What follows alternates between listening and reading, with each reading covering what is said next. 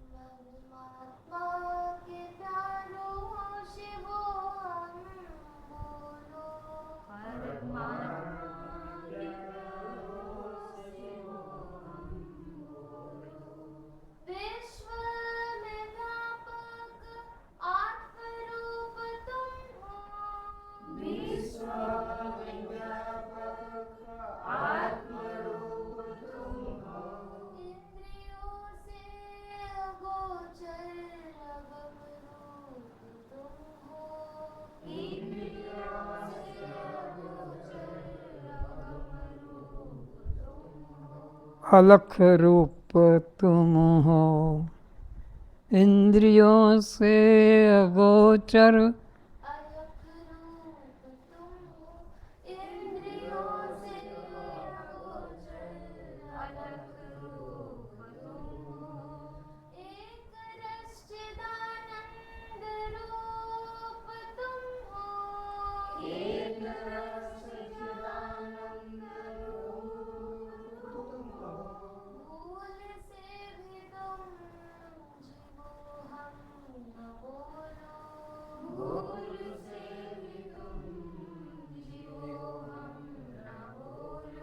भूल से भी तुम दासो हम न बोलो।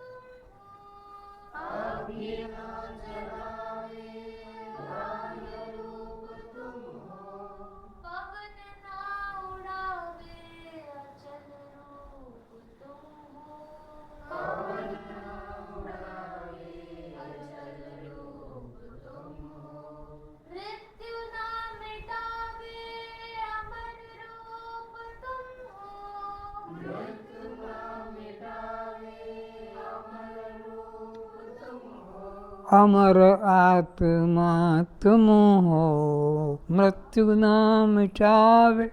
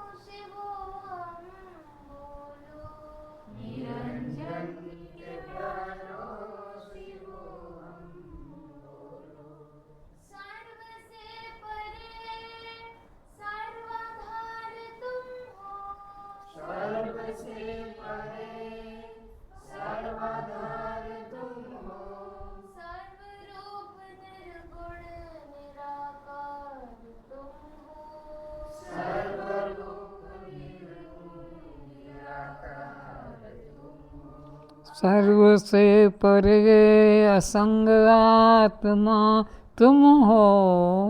सर्व से परे असंग आत्मा तुम हो।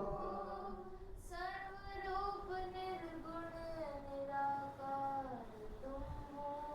सर्वरूप निर्गुण निराकार तुम हो। अकर्ता भोक्ता साक्षी रूप तुम हो। अकर्ता भोक्ता साक्षी रूप तुम हो। मन से मिलकर करता हम न बोलो। मन से मिलकर करता हम न बोलो। शिवोहम शिवोहम शिवोहम बोलो। शिवोहम शिवोहम शिवोहम बोलो। निरंजन के प्यारो शिवोहम बोलो। निरंजन के प्यारो शिवोहम बोलो। जगत दृश्य के दृष्टा चेतन रूप तुम हो। जगत दृश्य के दृष्टा चेतन रूप तुम हो। भूख प्यास न्यारे पूर्ण काम तुम हो। भूख प्यास न्यारे पूर्ण काम तुम हो। सुख दुख से परे सदानंद तुम हो। सुख दुख से परे सदानंद तुम हो। कहे निरंजन कभी तुम दासो हम न बोलो। कहे निरंजन कभी तुम दासो हम न बोलो। शिवोहम शिवोहम शिवोहम बोलो। शिवोहम शिवोहम शिवोहम बोलो। निरंजन के प्यारो शिवोहम बोलो। निरंजन के प्यारो शिवोहम बोलो। शिवोहम शिवोहम शिवोहम बोलो। शिवोहम शिवोहम शिवोहम बोलो। निरंजन के प्यारो शिवोहम बोलो। निरंजन के प्यारो शिवोहम बोलो। असतो मा सद्गमय असतो मा सद्गमय तमसो मा ज्योतिर्गमय। तमसो मा ज्योतिर्गमय। मृत्युर्मामृतं गमय। अर्थ बोलो। हे गुरुदेव आप मुझे असत मार्ग से हटाकर सत्य मार्ग पर ले आइए। अनात्मा से हटाकर आत्म मार्ग पर बोलो। अनात्मा से हटाकर आत्म मार्ग पर ले आइए। मृत्यु का भय छुड़ाकर अमृत आत्मा का अनुभव कराइए।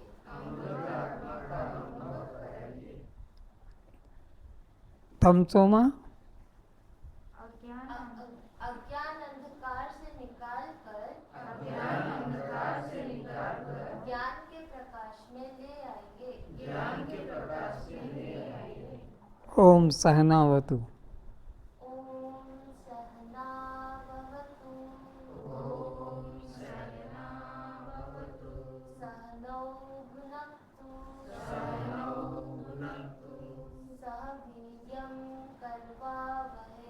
सह वीर्यं करवावहै। तेजस्विनावधीतमस्तु। मा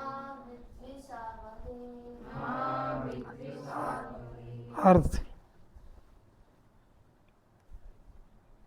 हे परमात्मा आप हम दोनों दोनों की गुरु शिष्य आप हम दोनों गुरु शिष्य की भली प्रकार रक्षा करें। हमारा यथोचित पालन करें।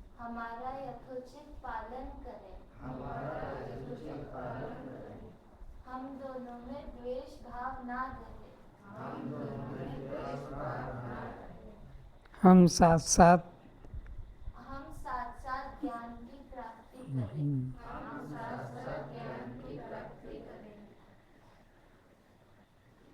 हमारा कल्याण हो। ओम शांति।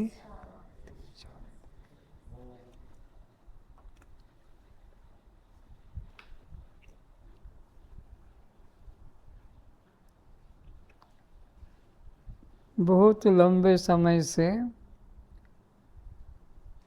अष्टावक्र जी मुमुक्षुओं को तत्वोपदेश कर रहे हैं।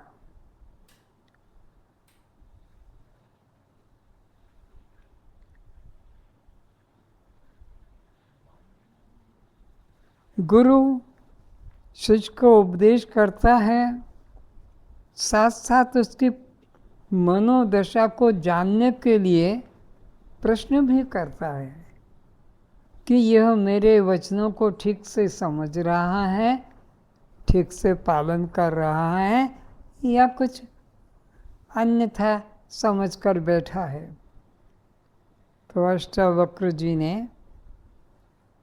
जनक जी से एक दिन पूछ लिया, रे जनक, मेरे उपदेश का तात्पर्य तूने अभी तक क्या समझा है? तूने क्या धारण किया है? मैं जो कह रहा हूँ, समझा रहा हूँ और तू स्वीकार भी कर रहा है, तो तू क्या समझा, ये तू मुझे समझा दे।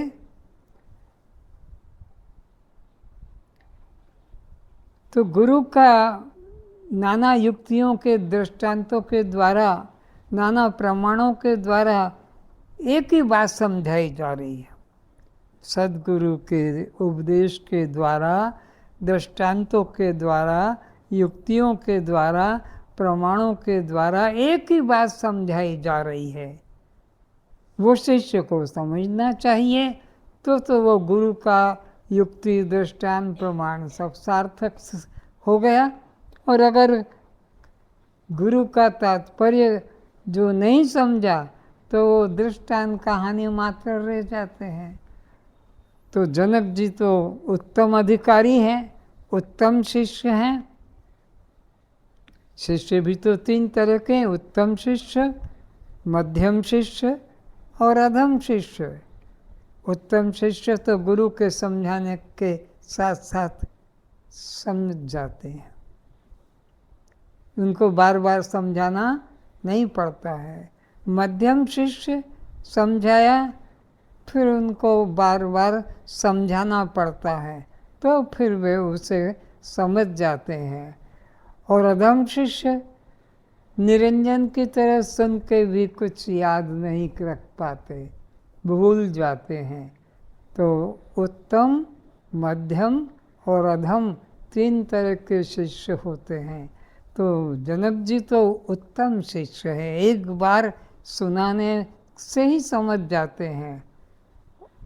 तो कहा, हे गुरुदेव, मैं आपके उपदेश से बस कुल इतना ही समझा हूँ कि ये जो मेरी आँखों के सामने, ये जो मेरी बुद्धि के सामने, ये जो मेरे मन के सामने, जो मेरे इंद्रियों के सामने बदलता जा रहा है, जो स्थिर नहीं है। कौन बदलता जा रहा है, कौन स्थिर नहीं है? यह शरीर।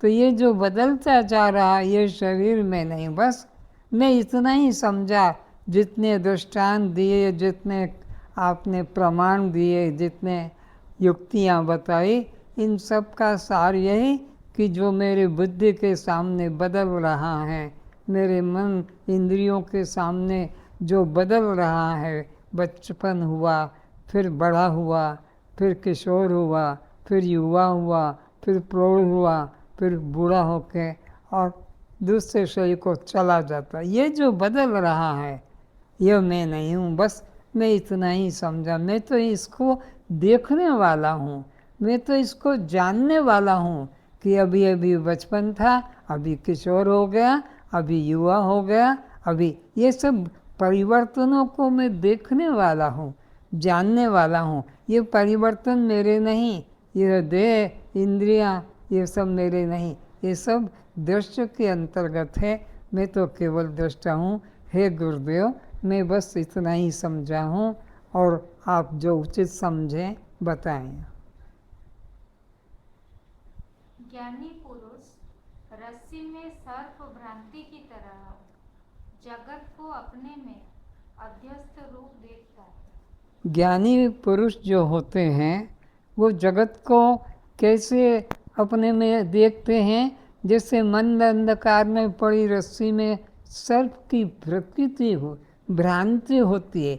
रस्सी तो रस्सी है, पर मंद अंधकार के कारण वह रस्सी सर्प रूप में हमारी बुद्धि में, वहाँ तो रस्सी में रस्सी वो सांप कभी होगा नहीं तीन काल में कि अंधकार है इसलिए वो सांप बन जाता है, प्रकाश होने से फिर रस्सी हो जाता है, ऐसा नहीं। वो अंधकार में पड़ी रस्सी हमारी बुद्धि में सर्प रूप से भाषित होती है और जब प्रकाश हो जाता है तो वो रस्सी ज्यों की त्यों प्रतीत होती है। तो वो जो रस्सी है उसको अधिष्ठान कहते हैं और उसमें जो भ्रांति से प्रतीति होती है सर्पाकार, वह अध्यस्त कहलाता है। तो जैसे रस्सी अधिष्ठान से सर्प अध्यस्त प्रतीत होता है, ऐसे मुझ आत्मा अधिष्ठान में अज्ञानता के कारण वह जगत अध्यस्त प्रतीत होता है, ऐसा समझो। फिर से ज्ञानी पुरुष रस्सी में सर्प भ्रांति की तरह जगत को अपने में अध्यस्त रूप देखता है। जगत को ज्ञानी अपने में कैसा देखता है? जैसे मंद अंधकार में रस्सी में सांप की प्रतीति होती है, ऐसे यह जगत भी अज्ञानता के कारण मुझ आत्मा में सर्प में रस्सी में सांप की तरह अध्यस्त मात्र है, भ्रांति मात्र है। जगत अगत कुछ है नहीं, एक ब्रह्म ही नित्य सत्य है, ऐसा समझो। इसलिए उसे संसार व भोग पदार्थ के प्रति असत बुद्धि होने के कारण वो किसी भी पदार्थ की इच्छा नहीं करता। तो ज्ञानी की दृष्टि में ये जगत कैसा भ्रम मात्र है।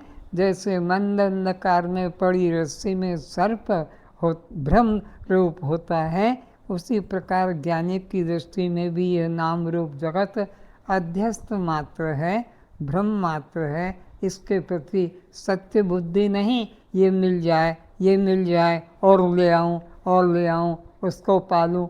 जैसे अज्ञान अवस्था में और अन्य अन्य भिन्न भिन्न पाने की इच्छा होती है, ज्ञानी पुरुषों को संसार ही असत्य है उसकी दृष्टि में, इसलिए वहाँ का कोई भी पदार्थ पाने की उसको इच्छा नहीं होती है। ऐसे ही ना द्वेष करता है, क्योंकि जब उसने जान लिया कि यहाँ मैं ही एकमात्र व्यापक हूँ। क्योंकि द्वेष बुद्धि हमेशा दूसरे के प्रति होती है, अपने प्रति कभी द्वेष बुद्धि नहीं होती है। तो वो अज्ञानी व्यक्ति अपने से जब भिन्न किसी को मानेगा तो उसके मन में द्वेष बुद्धि होगी, लेकिन ज्ञानी की दृष्टि में तो कुछ अन्य है ही नहीं, इसलिए उसकी दृष्टि में कोई द्वेष बुद्धि नहीं। फिर से ना वो द्वेष करता है, क्योंकि जब उसने जान लिया कि यहाँ मैं ही एकमात्र व्यापक हूँ, दूसरा कोई भी नहीं, मेरे अलावा कोई दूसरा है ही नहीं, तो अब मैं किससे लड़ाई झगड़ा करूं, किससे नफरत करूं, किसके के प्रति प्रेम बुद्धि दिखाऊं, यहाँ कोई दूसरा नहीं, ऐसा उस ज्ञानी की बुद्धि में दृढ़ निश्चय है। तब किसकी इच्छा करो? इच्छा भी उसी के हृदय में जागृत होती है जो अपने में पूर्णता का अभाव एवं अपने से भिन्न पदार्थ में सत्य एवं सुखबुद्धि करता है। ये बहुत महत्वपूर्ण बात समझने की है कि द्वैत भाव किसके प्रति होता है। फिर से, किसकी इच्छा करूं? इच्छा भी उसी के हृदय में जागृत होती है जो अपने में पूर्णता का अभाव, अपने को अपूर्ण माने और सामने वाले वस्तु को, व्यक्ति को, अवस्था को देख कर के ये मिल जाएगा, ये मिल जाएगा, तब मैं पूर्ण होऊंगा, ऐसा जिसकी बुद्धि में अज्ञान है, मंद बुद्धि है, अपने प्रति पूर्णता का बोध नहीं है, वही किसी वस्तु की पाने की इच्छा करता है। ज्ञानी पुरुष के मन में अपने अतिरिक्त कुछ अन्य नहीं, इसलिए उसे पाने की इच्छा भी नहीं होती है। किंतु ज्ञानी की आत्मदृष्टि होने से, आत्मदृष्टि का मतलब है कि मेरे अतिरिक्त और कुछ विश्व में भास नहीं रहा है। ऐसी ज्ञानी की आत्मदृष्टि यानी मैं हूँ, बस मैं ही हूँ, मेरे अतिरिक्त कुछ अन्य नहीं, ये भाव बना रहता है, इसलिए कोई इच्छा द्वेष नहीं करता। ज्ञानी की आत्मदृष्टि होने से उसकी देहात्म बुद्धि का नाश हो चुका है। ज्ञानी व्यक्ति की पहचान क्या, अज्ञानी की पहचान क्या? अज्ञानी की देहात्म बुद्धि होती है। अज्ञानी का नाम, रूप, जाति, लंबा छोटा, गोरा काला, स्त्री पुरुष, इसमें मैं भाव रहता है, आत्मबुद्धि है अज्ञानी की। ज्ञानी की देह में आत्मबुद्धि नहीं रहती है।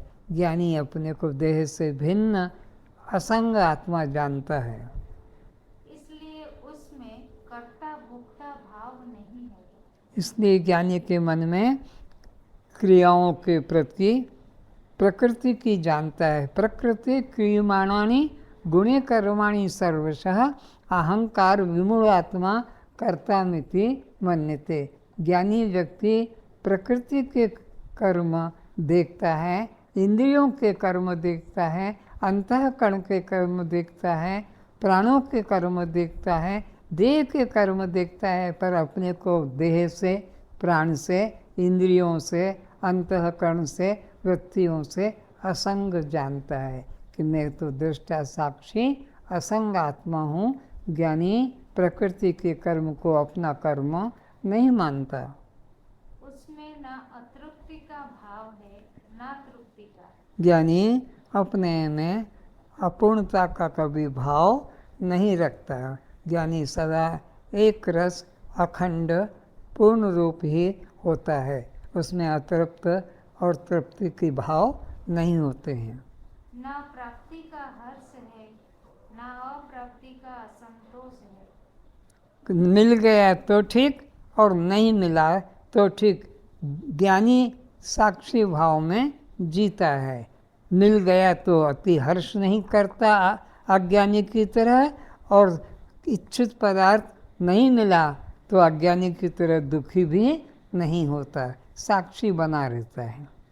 जो प्रारब्ध से मिल जाता है उसे भोग एवं कर्म प्रसाद रूप स्वीकार करता हुआ, जो प्रारब्ध से मिल गया बिना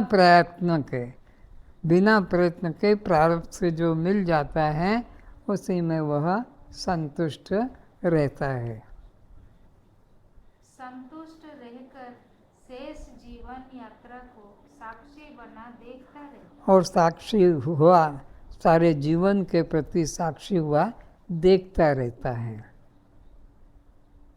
जीवन मुक्त ज्ञानी पुरुष के समस्त संकल्पों का संन्यास हो गया है।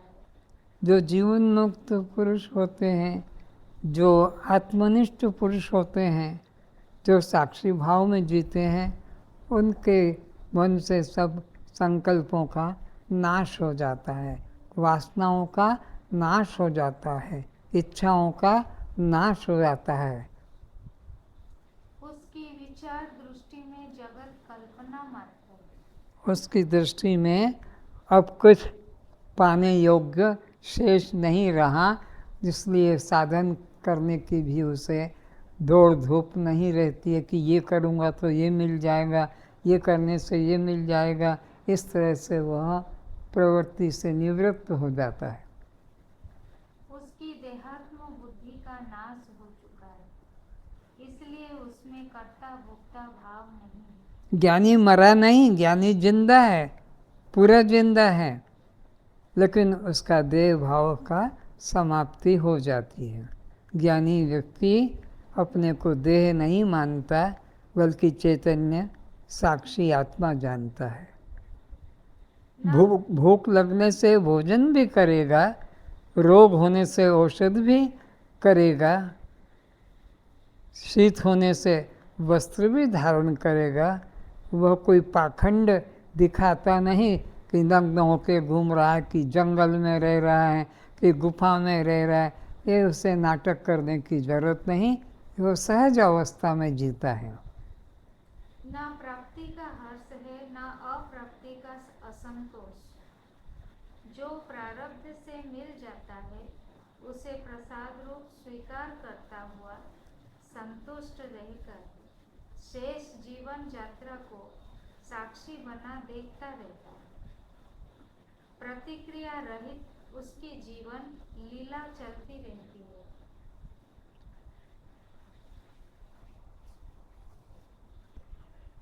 अष्टावक्र जी समझा रहे हैं, जिनमें अभी कर्म एवं फल आकांक्षा है, वे इस ज्ञानामृत को पान करने के अधिकारी नहीं। जिन जीवों के मल, विक्षेप और आवरण, तीन दोष निवृत्त हो गए हैं, मल दोष, विक्षेप दोष और आवरण दोष, वो ही इस ब्रह्म ज्ञान के अधिकारी होते हैं।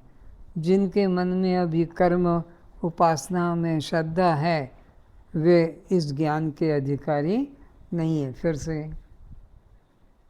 जिनमें अभी कर्म एवं फल आकांक्षा है, वे इस ज्ञानामृत को पान करने के अधिकारी नहीं है।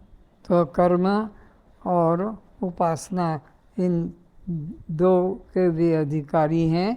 मल विक्षेप अभी इनका बना हुआ है, कर्म उपासना के द्वारा वो दूर करेंगे, अभी वे ज्ञान के अधिकारी नहीं है। ज्ञान का अधिकारी वही है जिसका आवरण दोष भी हट गया है। कर्म, उपासना और ज्ञान, ज्ञान के द्वारा आवरण दोष हट गया, बस वही मुक्ति का, ज्ञान का अधिकारी है।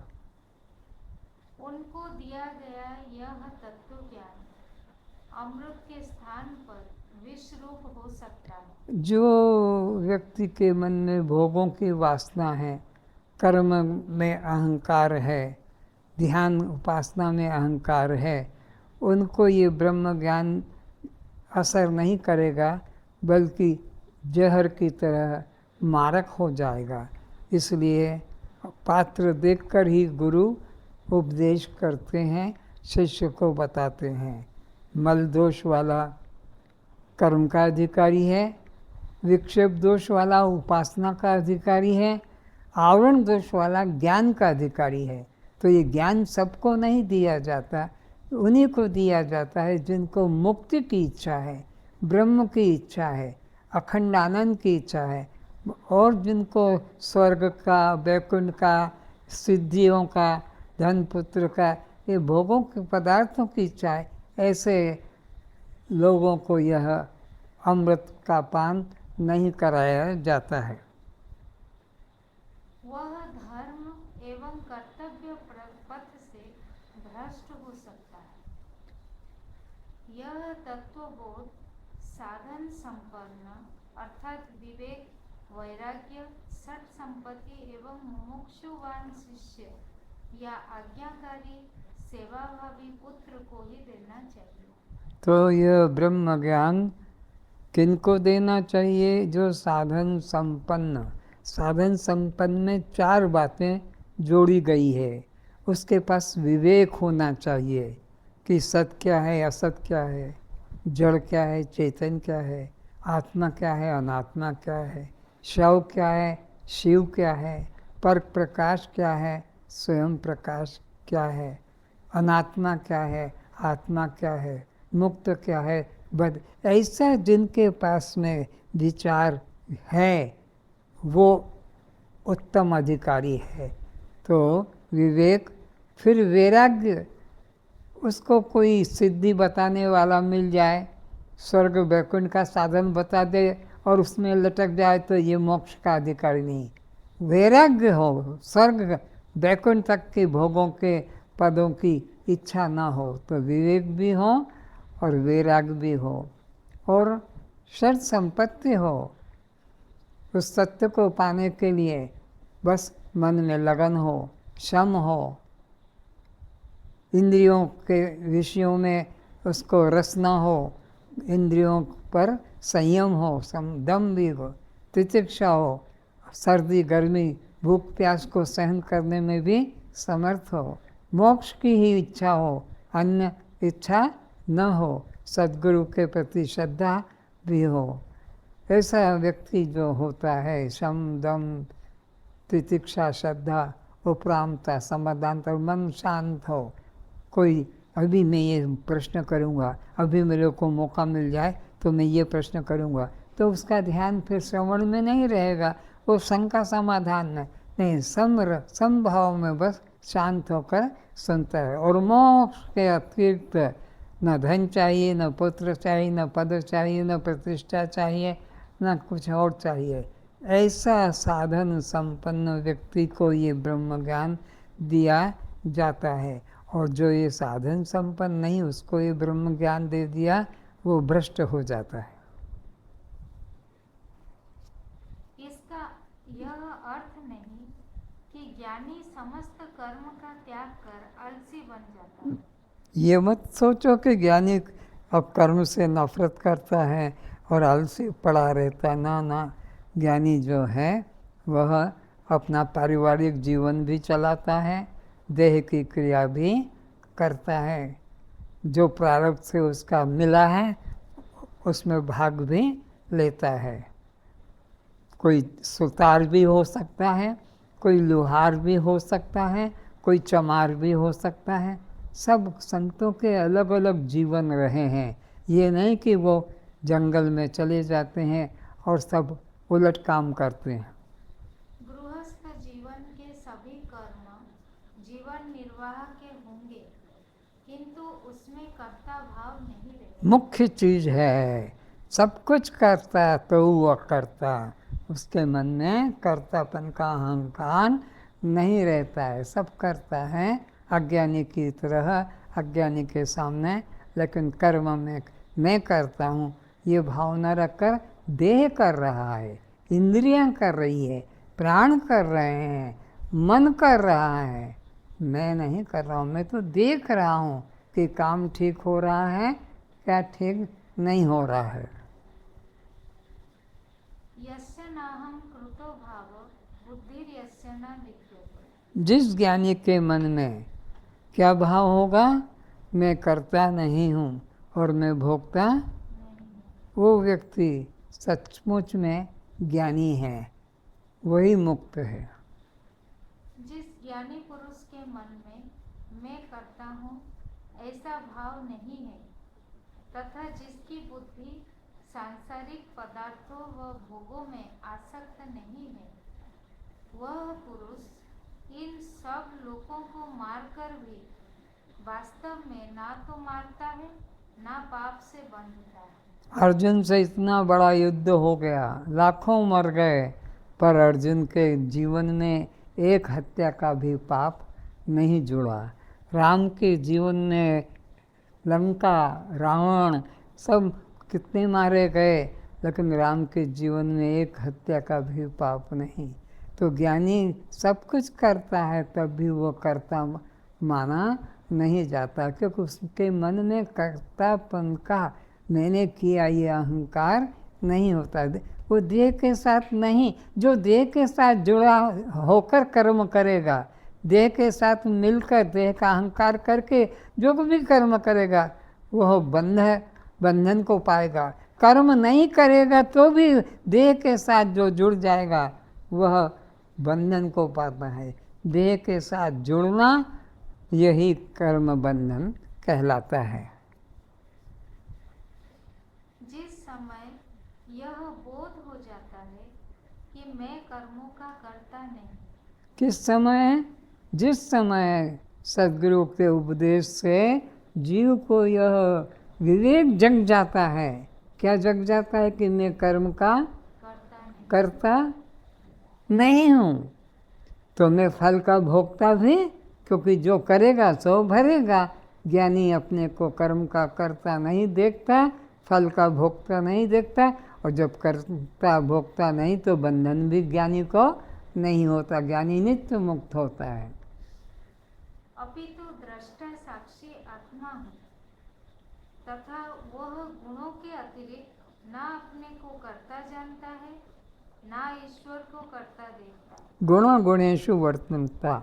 गुण ही सत्वगुण रजोगुण के द्वारा तमोगुण को भोग रहे हैं। अंतःकरण सत्वगुण ये 5 ज्ञानेन्द्रिय कर्मेंद्रिय के माध्यम से, और यह 5 विषयों को भोगते हैं। तमोगुण के 5 विषय शब्द स्पर्श रूप रस गंध। तो सतोगुण रजोगुण के द्वारा तमोगुण को भोगता है। मैं तो केवल देखता रहता हूँ, साक्षी मात्र हूँ। जो सत रज तम इन तीनों गुणों से अत्यंत परे अपने सच्चिदानंद आत्म स्वरूप को, अपना स्वरूप जो आत्मा है वो क्या है? न सत्वगुण के अंतर्गत है, न रजोगुण के अंतर्गत है, न तमोगुण के अंतर्गत है। सत्वगुण के अंतर्गत अंतःकरण मन बुद्धि चित्त अहंकार है, और रजोगुण के अंदर ये 5 कर्मेंद्रियाँ वाक पाणी पाद उपस्थिता, और तमोगुण के अंदर ये 5 विषय शब्द स्पर्श रूप रस गंध। आत्मा इन तीनों गुणों से अलग असंग है। अपने सच्चिदानंद आत्म स्वरूप को यथार्थ से जानता है, वह निश्चित ही ब्रह्म स्वरूप को प्राप्त होता है। कौन ब्रह्म स्वरूप को प्राप्त होता है? जिसने देह के अभिमान का त्याग कर दिया है, इंद्रियों के कर्मों का त्याग कर दिया है, अंतःकरण की वृत्ति का त्याग कर दिया है, तीनों गुणों का त्याग कर दिया, वो मुक्ति को प्राप्त होता है। गुण विभाग और तत्व विभाग से अपने आत्म स्वरूप को पृथक निर्लेप जानना ही। अपने आत्म स्वरूप को किस किस से अलग जानना है? देह से भी मैं अलग हूँ। ये जो श्वास भीतर बाहर हो रहा है इससे भी मैं अलग हूँ। इसी प्रकार ये 5 कर्मेंद्रिय है, वाक पाणी पाद उपस्थिता, इनसे भी मैं न्यारा हूँ। इसी तरह 5 ज्ञानेंद्रिय श्रोत्र त्वचा चक्षु जिह्वा घ्राण, इनसे भी मैं न्यारा हूँ। और अंतःकरण की वृत्ति मन बुद्धि चित्त अहंकार, मैं इनसे भी न्यारा हूँ। सतोगुण रजोगुण तमोगुण से भी मैं न्यारा असंग निर्विकार आत्मा हूँ।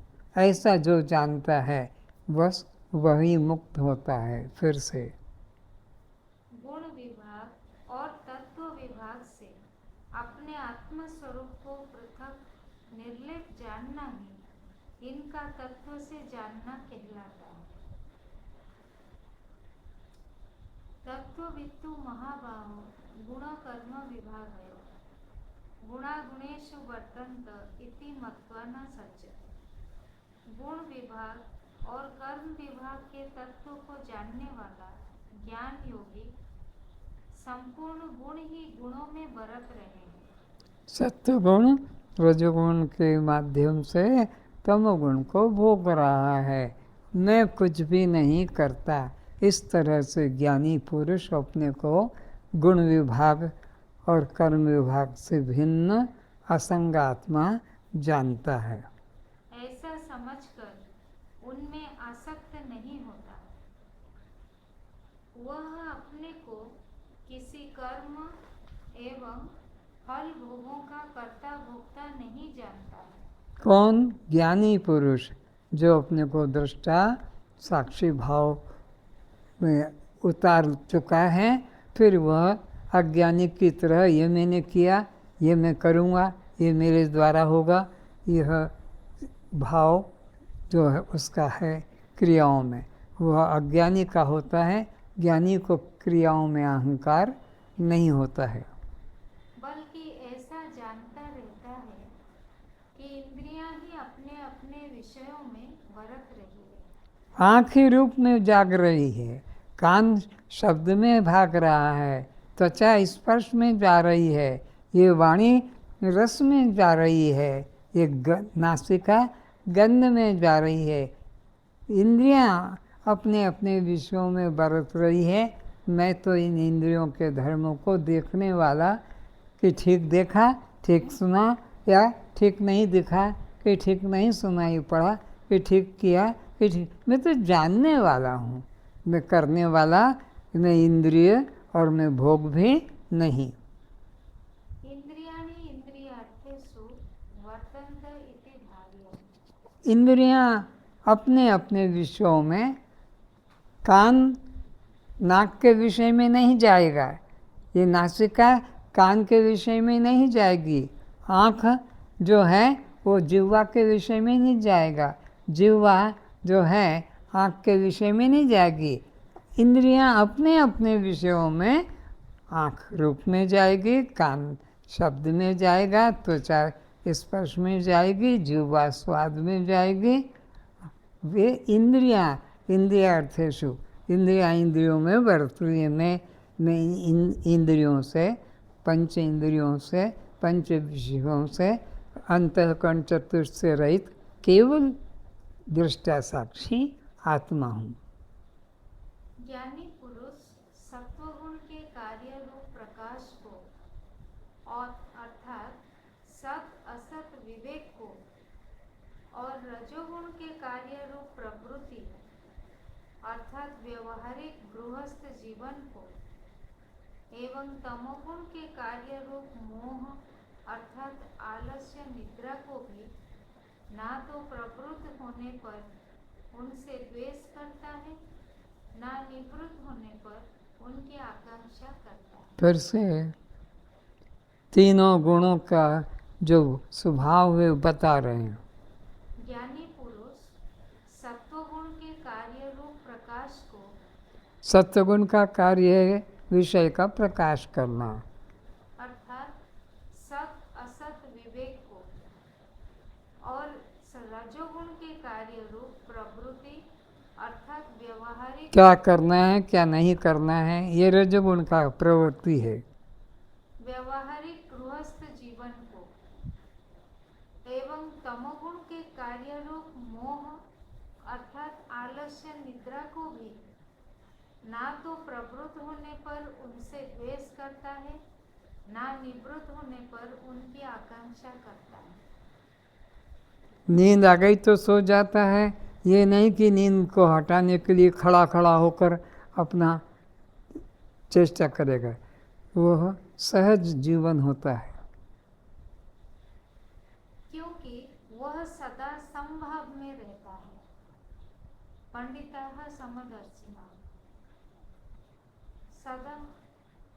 अज्ञानी विशेष करके लोगों को जताने में लगा कि लोग मुझे त्यागी समझें, लोग मुझे ज्ञानी समझें, लोग मुझे बहादुर समझें, लोग मुझे पंडित समझें, इससे वो बताने में लगा रहता है। ज्ञानी के मन में कोई प्रकार की ऐसी प्रवृत्ति नहीं होती है, वो अपनी सामान्य भाव में रहता है। सदा गुण कर्म विभाग का साक्षी रहता है। वह ना तो प्रवृत्ति पर दुखी होता है, ना निवृत्ति द्वारा हर्षित होता है।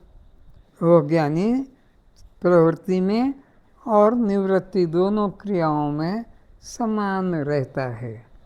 प्रवृत्ति हो गई, कोई उसके द्वारा किसी का कुछ लाभ हो गया तो हो गया, उसके लिए उसका गर्व नहीं रहता है, और कुछ उसके द्वारा काम छूट गया, निवृत्ति हो गई तो उसका भी वो दुख नहीं मनाता है कि ये तो मुझे करना था और ये तो हुआ नहीं, या ये मैंने कर लिया, ऐसा भाव नहीं होता। सभी प्राणी प्रकृति को प्राप्त होते हैं, अर्थात अपने स्वभाव के अनुसार परवश हुए कर्म करते रहते हैं। उससे कोई बदल नहीं सकता। जो प्रवृत्ति से निश्चित है उसके अनुसार सबको चलना पड़ता है। ज्ञानवान भी अपनी प्रकृति के अनुसार प्रारब्ध भोग समाप्ति तक प्रारब्ध प्रेरणा से कर्म करता एवं भोगता हुआ प्रतीत होता है। ज्ञानी भी इसी तरह अज्ञानी की तरह अपने प्रारब्ध के अनुसार प्रवृत्ति का उपभोग करता है, व्यवहार करता है।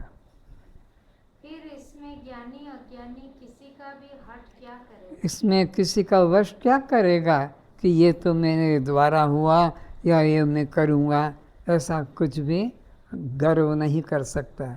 वो प्रकृति करा लेती है, ज्ञानी से भी और अज्ञानी से भी। जीवन मुक्त ज्ञानी पुरुष के सभी संकल्प नष्ट हो जाते हैं। जो जीवन मुक्त ज्ञानी पुरुष होते हैं उनके मन में किसी प्रकार का अज्ञान काल में जो संकल्प किया था, ये करना, ये करना, ये करूँगा, वो करूँ, सब संकल्प नष्ट हो जाते हैं। उसका उदासीन भाव आ जाता है, साक्षी भाव आ जाता है, सब उसके संकल्प नष्ट हो जाते हैं। इसी से उसे किसी के प्रति मोह आसक्ति नहीं होती। न राग होता उसको किसी से, न द्वेष होता है, न उसके मन में मोह होता है, न किसी से घृणा होती है।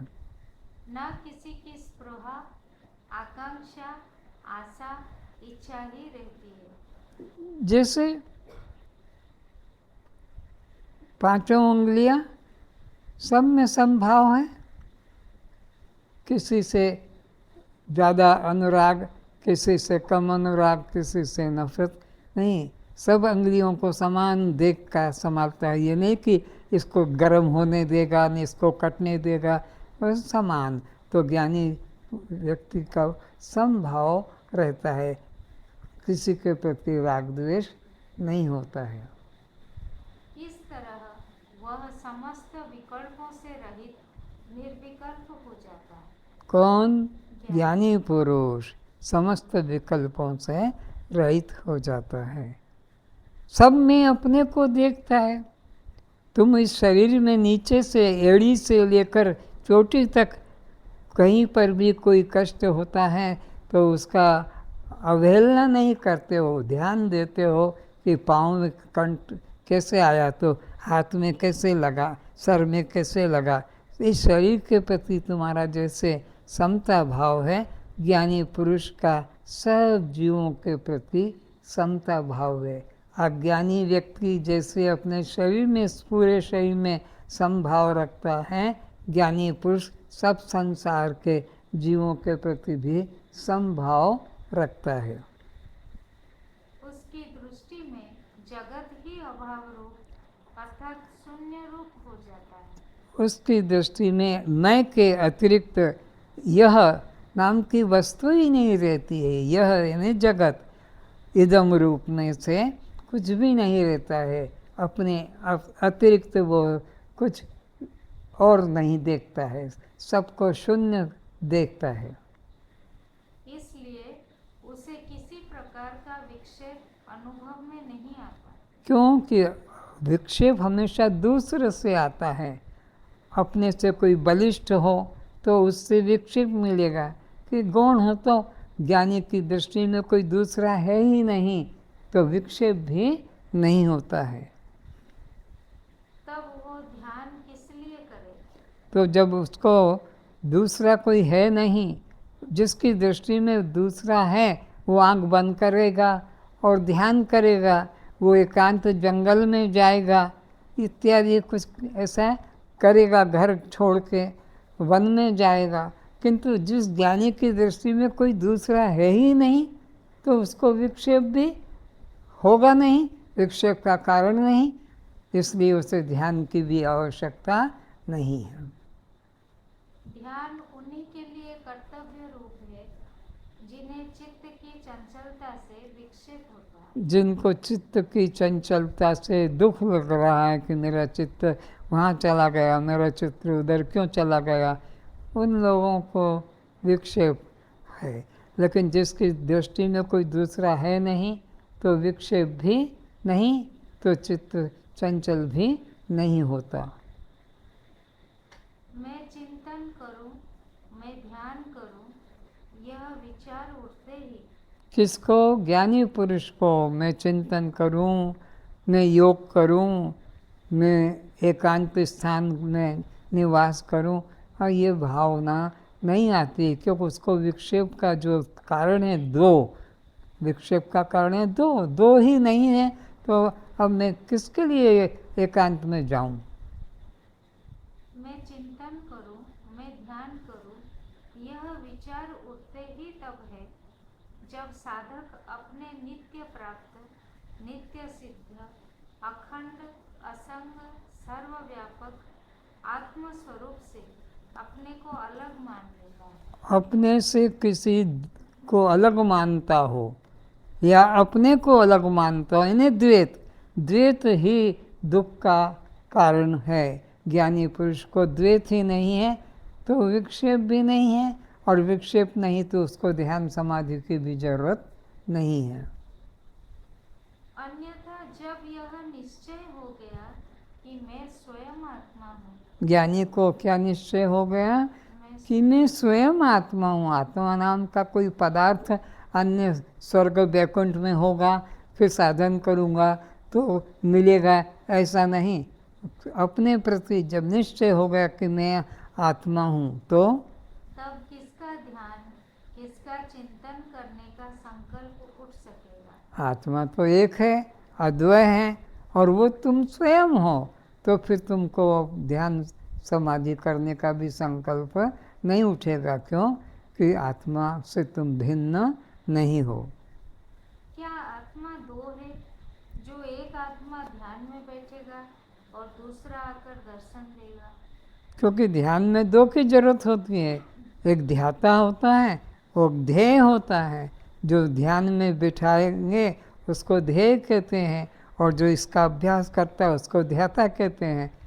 आत्मा एक अद्वय है, वहाँ पर ध्याता ध्येय दो नहीं, तो ध्यान भी नहीं।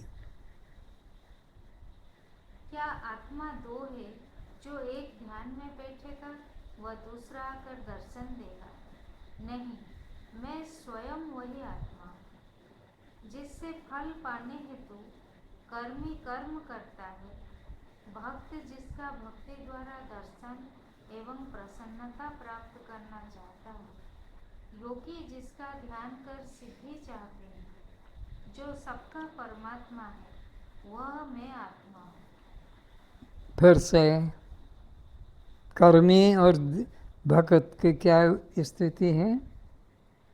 जिससे फल पाने हेतु कर्मी कर्म करता है। जिससे ईश्वर भगवान मानता है, उससे मेरे को ये कर्म का फल मिलेगा, ऐसा मानता है।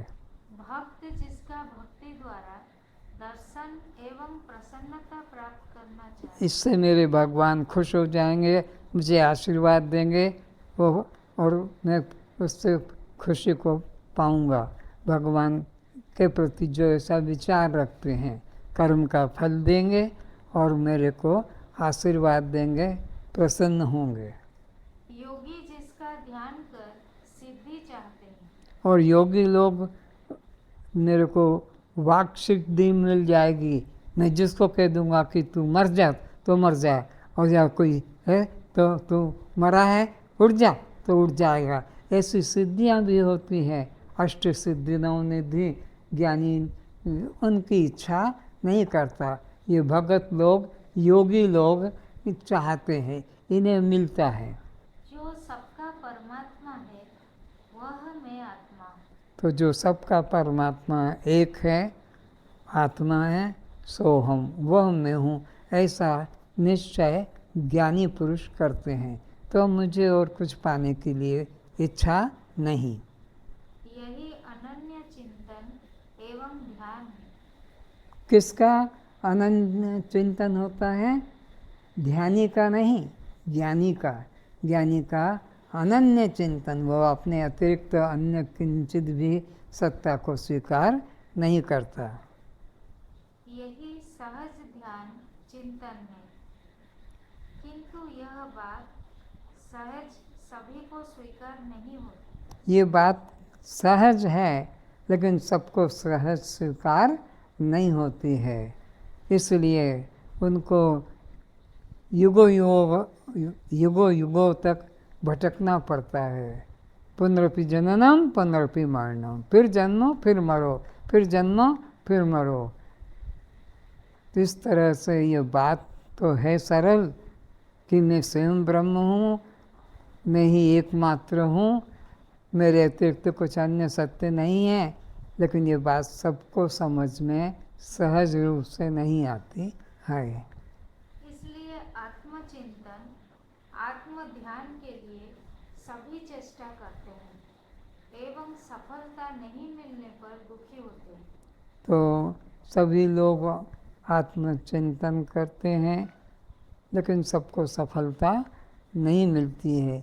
क्यों नहीं मिलती है? कि एक तो उनकी गुरु के प्रति पूर्णता नहीं है, गुरु के प्रति, गुरु के वचनों के प्रति पूर्ण श्रद्धा नहीं है। और दूसरी बात है कि गुरु के द्वारा जो उपदेश दिया जाता है, उस उपदेश में उनकी निष्ठा नहीं है, उसकी को पकड़ते नहीं है, इसलिए उन्हें बहुत समय लंबा लग जाता है। नहीं तो क्षिप्रम भवति धर्मात्मा, यह विषय तो ऐसा है कि क्षण में रंक से और राजा हो जाता है। अन्यथा कीट से लेकर ब्रह्मादि पर्यंत सभी जीव इस आत्म ध्यान द्वारा ही अपना अपना कार्य करते हैं। तो सभी का कर्म जो भी होता है, चाहे वो मूर्ख हो, ज्ञानी हो, अज्ञानी हो, योगी हो, तांत्रिक हो, सबका कर्म किससे हो रहा है? आत्मशक्ति से ही हो रहा है।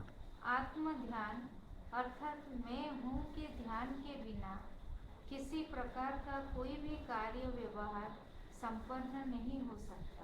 मैं हूँ ये भाव अगर नहीं आएगा तो उठ के तुम कहीं जाओगे नहीं। पहले मैं हूँ ये भाव जगेगा तो उठोगे और फिर अपने हिसाब से पिता बनकर, माँ बनकर, भाई बनकर कि बहन बनकर काम करोगे।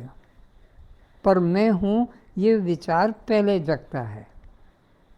महात्मा ज्ञानी वही है जिसके चित्त की पूर्ण स्पृहा समाप्त हो गई। महात्मा ज्ञानी वही है जिसका सब यह भाव समाप्त हो गया। यह जो कुछ भी यह होता है, ये सब संसार है, सब बंधन है, सब माया है। ज्ञानी वह जिसका यह कहने को कुछ नहीं, वहाँ केवल मैं ज्ञानी केवल मैं है। मैं के अतिरिक्त यह नाम का, इदम नाम का कोई पदार्थ, दृश्य पदार्थ नहीं होता है। वृत्तियाँ शांत हो चुकी है, संकल्पों का अंत हो चुका है, केवल आत्मा में विश्राम कर स्थित है। आज बस इतना ही। तो ज्ञानी आत्मभाव में ही विश्राम करता है और कुछ पाने की इच्छा जो नहीं है, इसे मैं पा जाऊं, ऐसा ही भाव नहीं करता है। अस्तु मां सद्गमय तमसो मां ज्योतिर्गमय मृत्योर्मामृतं गमय। ओम शांति शांति शांति।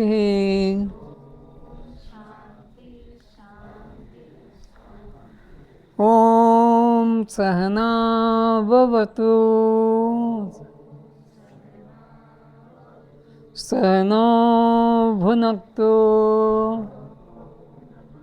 सह वीर्यं करवावहै तेजस्विनावधीतमस्तु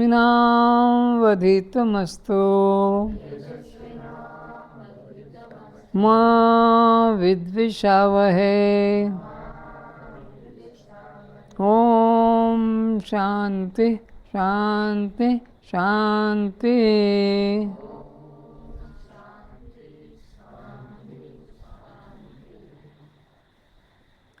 प्रस्थान करें, प्रसाद लें।